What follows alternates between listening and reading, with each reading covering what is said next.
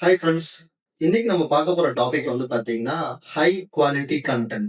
So ஒரு எஸ்இஓக்கு ரொம்பவும் முக்கியமான விஷயம்னு பார்த்தீங்கன்னா, ஹை குவாலிட்டி கன்டென்ட்டுங்க. நெறைய வெப்சைட்ஸ் பார்த்தீங்கன்னா, இன்னைக்கு ரேங்கிங் வராததுக்கு மெயின் ரீசனே என்னன்னா, கன்டென்ட் வந்து குவாலிட்டியா இல்ல.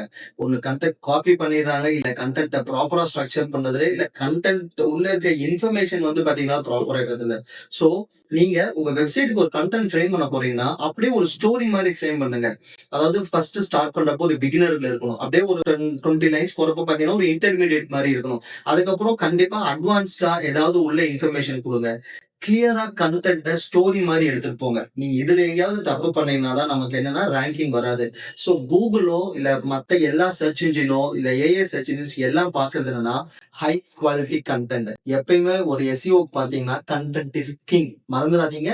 Content is king. இப்போ உங்க வெப்சைட்டுக்கு கன்டென்ட் எப்படி ஸ்ட்ரக்சர் பண்ணணும்னு உங்களுக்கு தெரியலையா? கமெண்ட்ல சொல்லுங்க. எங்க டீம் உங்களுக்கு ஹெல்ப் பண்ணுவாங்க.